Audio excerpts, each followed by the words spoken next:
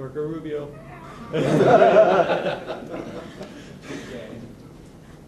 All right, here's what I actually want to talk about today. As libertarians, we all know that government is inefficient. It's very wasteful. It's largely unaccountable to the people. Government bureaucrats or politicians, how often are they held accountable for their bad decisions? It's bureaucratic. It leaves everyone caught up in red tape. And of course, government relies on the use of coercive force. As libertarians, we understand that government does poorly at anything it tries to do. But there's just one exception to this. When it comes to the government's justice system, all those problems just go away. Running the courts and making sure justice is served, government does just great. Right? Well, anyone who's had any type of dealing with the court system knows that that is not the case. I once had to deal with the legal system. It cost me $2,000 for an attorney. That was the minimum. Does anyone here have $2,000 laying around where you can defend yourself if you have to in the court system? Okay, and it really got me thinking, how about somebody who's poor, who doesn't have, money that they can draw on to defend themselves? How do they do that? Of course, if it were a civil case, they would not be able to afford it. And if it were a criminal case, well, maybe they'd get an overworked public defender. Is that justice? Here's another example. I was shocked to see in the news about a year or two ago that one of the Enron cases was still in litigation. I'm like, Enron? That happened back during the Clinton administration. Can't these guys get anything done? Here's another example. A friend recently told me that he was ripped off by someone that he was dealing with by a few $100. But he knew it would take too much effort to fight it, and he'd have to take time off from work, hire an attorney, and it would just end up costing him more money than he had lost, so he just let it go. I ask again, is that justice? Once you start looking into this issue, the courts might be the area that are most in need of marketplace innovation and competition, because the court system is a government monopoly.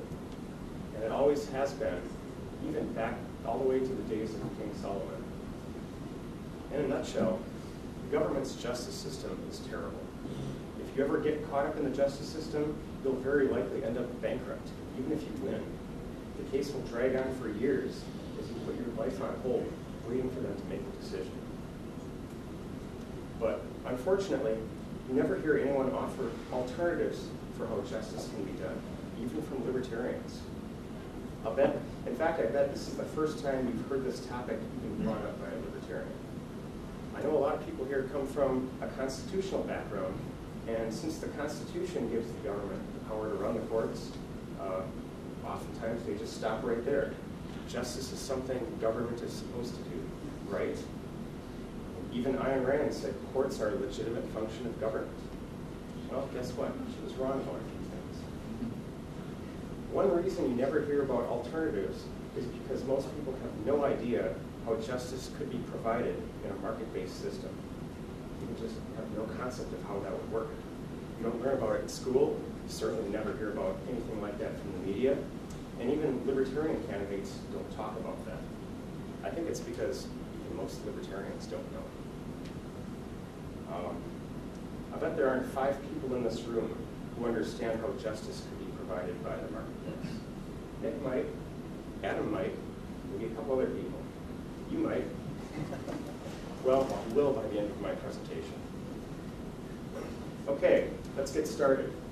In a free society, justice would be administered by a marketplace of arbitrators. An arbitrator could be the equivalent of a judge. Who could be an arbitrator? Well, it could be any entrepreneur who wants to hang up his shingle and provide the service of dispute resolution. Now, to be successful as an arbitrator, you need certain training and qualifications.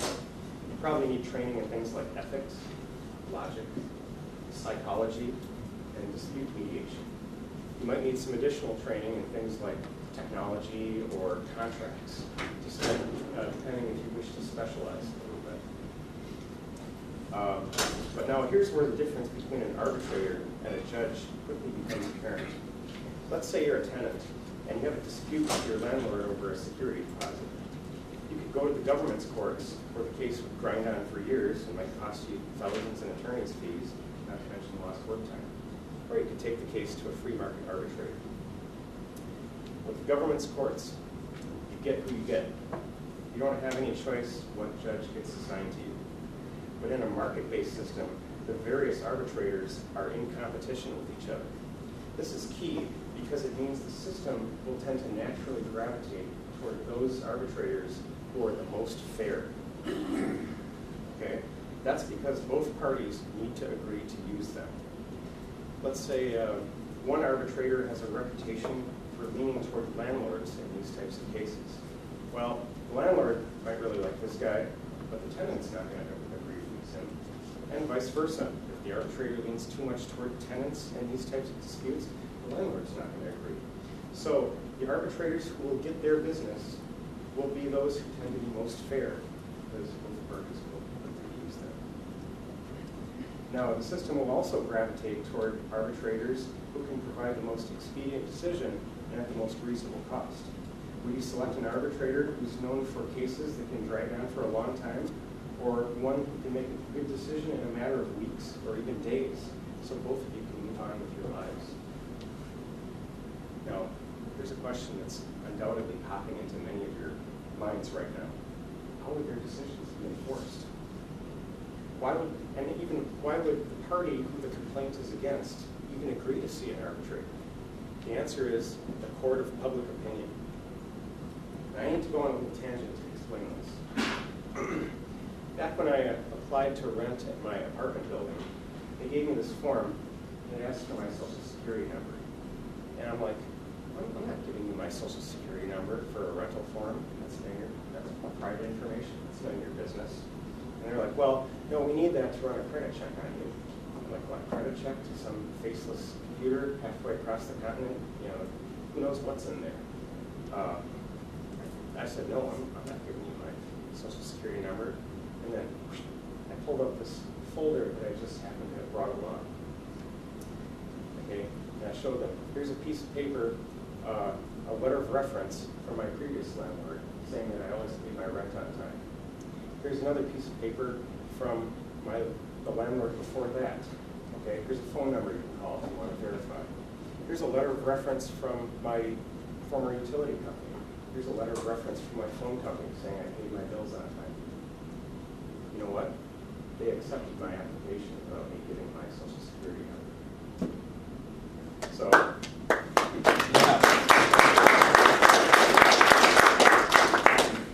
because I kind of have my own way of doing things. So that's how I handled it, and it worked. And that got me thinking, maybe other people would want to do something like this. Maybe this could be made into a system. Thus, my entrepreneurial idea for a reputation company was born. People who are interested could sign up as customers, and then I'd display their references on the internet to any who would do a search. Now, of course, I respect their privacy and only display an overview of their references, such as property reference or utility bill payment or something like that. And if somebody wanted more detail on a person, that person would have to agree to give them their password, and then that person could look into more detail on their references. But that way, people stay in control of their own information.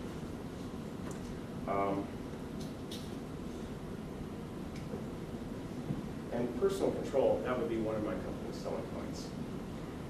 And I've always thought that something like this would actually be very handy.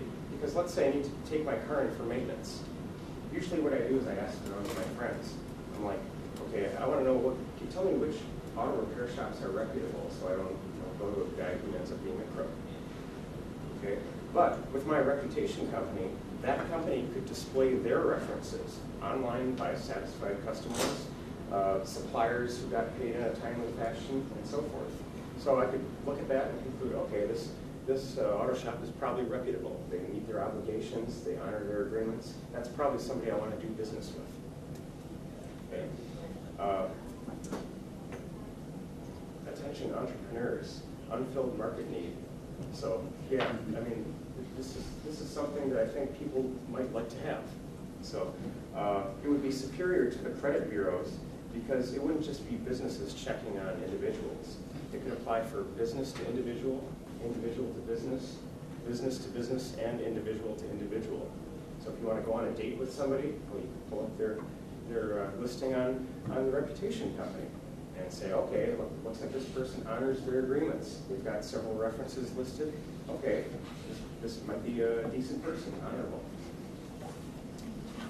Now, here's where I get back to the arbitrators.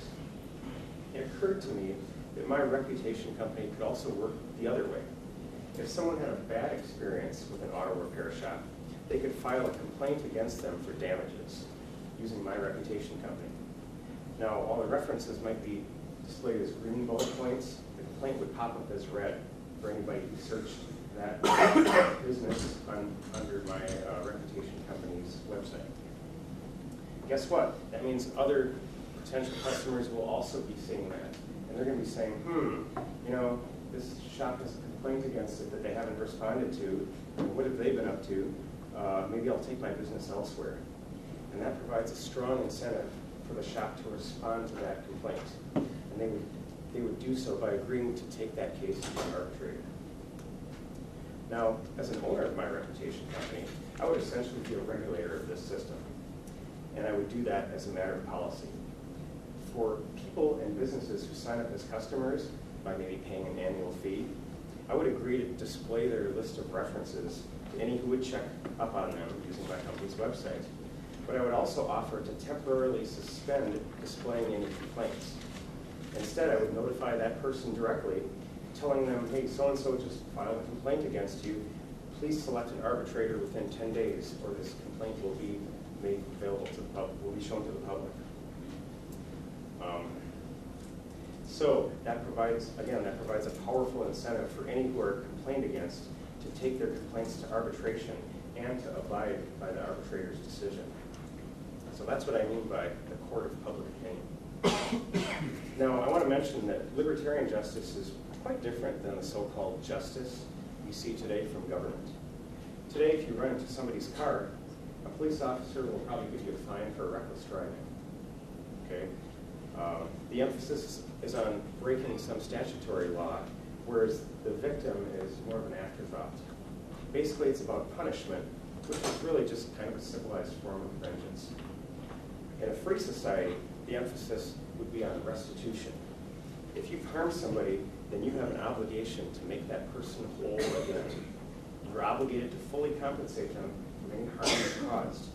So if you run into someone's car and are the guilty party, you would need to pay the full expense of having their car repaired, compensate them for lost work time because they're at the repair shop, and if they're injured, pay for their medical care, pay for pain and suffering, not to mention payment to the arbitrator. All these would be legitimate costs that the victim could ask for. Now, again, here's a stark contrast with today's government system. If you're found guilty of a violation, it stays on your record for what? I think they say 7 years, maybe it's longer. Even if you've made the effort to compensate your victim, okay, say, okay, I made a mistake, sorry, okay, I'm gonna give you some money to hopefully, try to compensate you for the harm that I caused. But even if you do that, that offense stays on your record, okay? And others are gonna see this, people who do checks on you, and you might be denied job offers, credit, or other things. But as an entrepreneur running my reputation company, I would change that. I would say if you fulfilled the obligations of an arbitrator's decision by providing full restitution to the victim, that complaint would disappear from your record as if it never happened. And why shouldn't it? When you fulfilled your obligation to that other person, case closed.